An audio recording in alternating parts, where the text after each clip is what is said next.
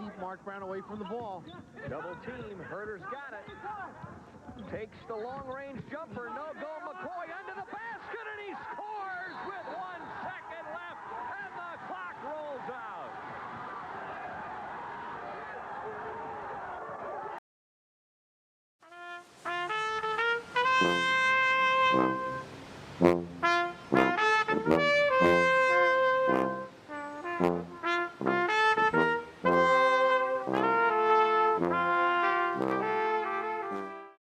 I've always said this about the '89 team.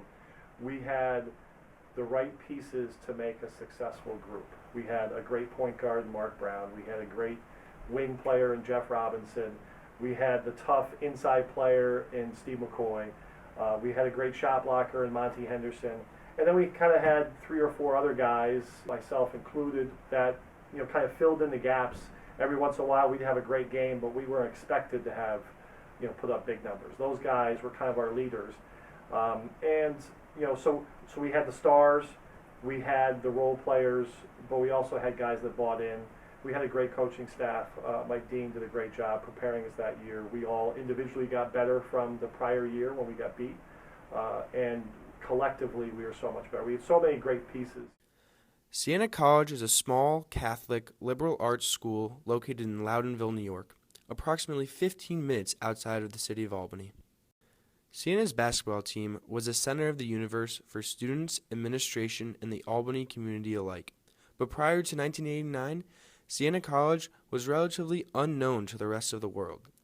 After the 1989 season, that all changed. While Siena missed out on a conference championship the year prior, they were lucky enough to return a team full of veteran leaders. We had a talented group that had a year under their belts that was pretty deep at every position. Siena lost 2 of their first 3 games, but quickly turned it around. We just kept getting better and better and a little bit more cohesive through winning. And winning breeds winning. Losing breeds losing, and mediocrity breeds mediocrity. Well, we managed to get that thing going, and then the guys didn't believe they were going to lose. Kind of just playing naturally, and things just fell into place.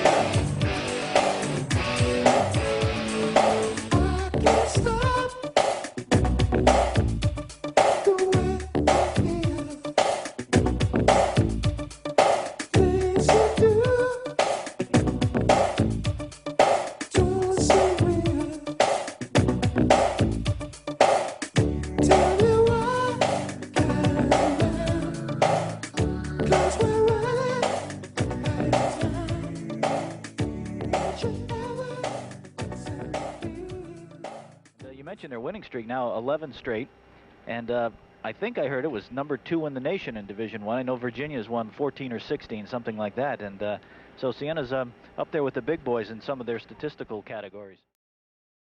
But Siena's winning streak wouldn't be the only story on campus. On February 10, 1989, the first case of the measles virus was reported at Siena by sophomore guard Mike Brown. Shortly after, cases would also be reported at the University of Hartford. Measles is a highly communicable, dangerous, potentially fatal disease. Due to how contagious the measles is, the Siena campus was quarantined, which left the rest of the season in doubt. Scary, actually. Once a few people on campus came up with the measles, and obviously Mike Brown, my former teammate, had the measles. We all had to get immunization shots. So it was a fear of possibly canceling the season. So, we ended up having to have some precautions, and we had to take a lot of steps, and we had to spend a lot of money, but we were able to continue playing.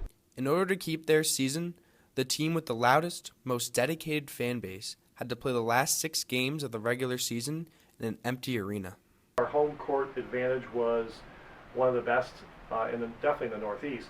The Arc was, the capacity was probably 4,000 fans, and we always had at least 1,000 to 1,200 students, which were really rowdy. In fact, before we changed our name, they were called the TP Rowdies because we used to be the Indians. And the fans were just, they were great. I mean, they were everything you wanted in a college student supporting their, basketball program. You heard the coaches a little too much.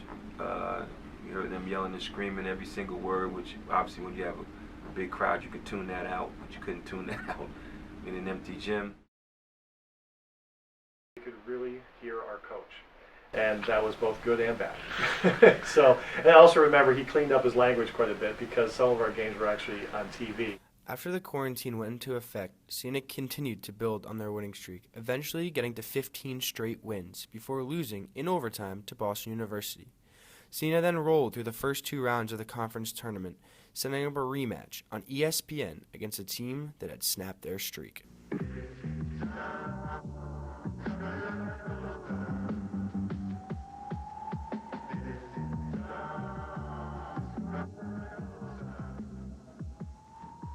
Ever since the initial case was detected on Siena's suburban Albany, New York campus back on February 10th, the ECAC North Atlantic Conference has literally been plagued by the measles. So for the past 3 days, only coaches, players, tournament officials, and members of the media have watched in relative silence the ECAC North Atlantic Conference tournament. Welcome, everyone, to an empty and hopefully antiseptic Hartford Civic Center. Just the championship game, hearing that, and having so much on the line, and having, counting players, media, and officials, there couldn't have been more than 100 people in the 15,000 seat building. So it was a strange feeling. Despite not actually being in the Hartford Civic Center, Siena's rowdy fans would not be quieted back on campus. From the opening tip, the team had one thought on their mind. Our goal was to get to the NCAA tournament because we felt that we let one slip away the previous year. With a conference championship and a chance to play in the NCAA tournament on the line, the game was close throughout. Siena led by 4 at the half, but the back-and-forth contest would continue late into the game.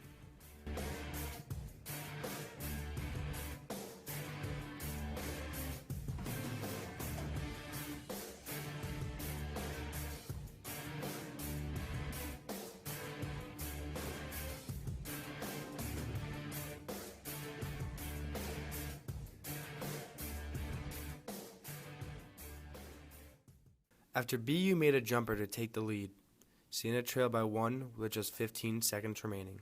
Tom is there, okay? Now, Mark, you're going to fake in and go long if there's nobody back. Tom, you're going to screen here for Jeff, who's going to come in and get it. And then, Mark, you've got to come back. Michael, you're going up the sideline. Mac, you're stepping back in. We've got to just look and make sure we come to every pass. Make sure we come to every pass. Plenty of time. Yesterday, they switched all the screens, so you got to be ready to roll back. All right, Coach, your thoughts at this point with 15 left? It looks like he's running a 1-4. 4 guys across the foul line, and they'll let Mark Brown go deep and then post up in the middle of the floor. And, of course, the opposite man on the sideline is going to go long, and they're asking everybody to step to the ball. Siena with 1 timeout. It sounds like they're going to go and try and get a shot off the set.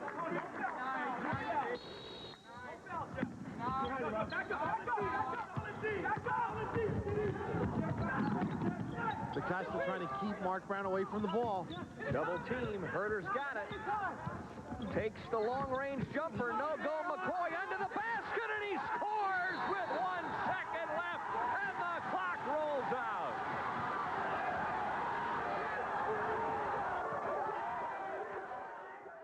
I remember I wasn't sure how much time was left, so just remember trying to take a dribble and just getting off some type of shot. And obviously it didn't go in, but Steve McCoy was right there and put the ball in, which it was great for Steve because as a senior, he goes out making the game-winning basket to put us into the NCAAs for the first time, but also against Boston University. He's a Boston guy, so it gave him bragging rights. So.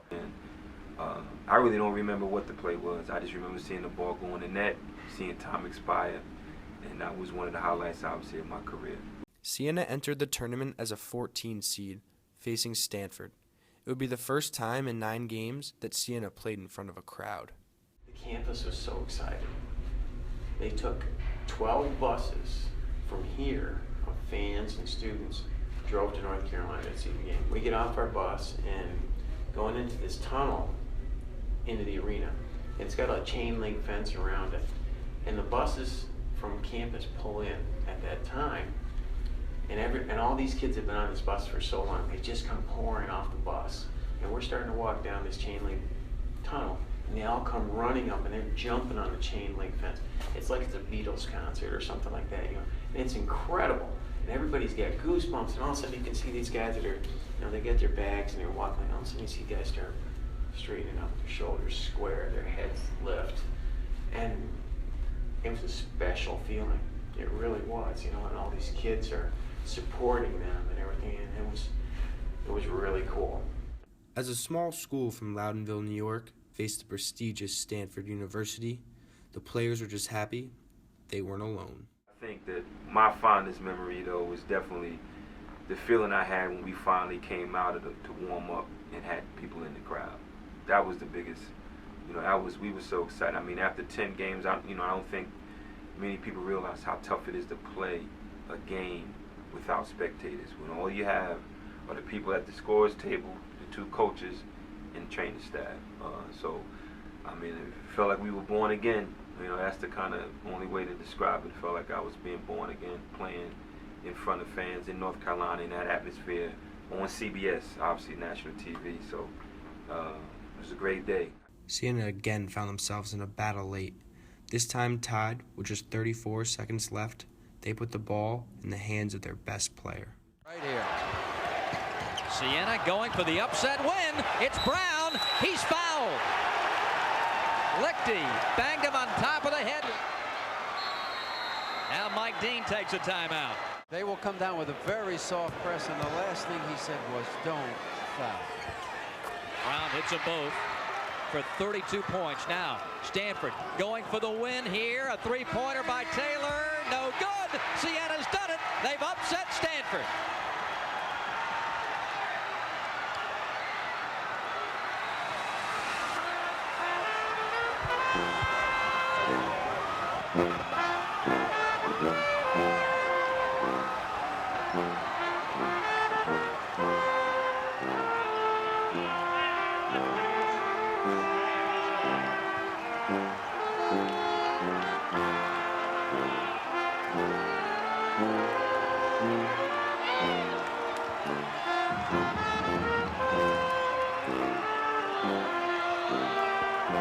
The final score in Greensboro, the Siena Saints 80 and the Stanford Cardinal 78.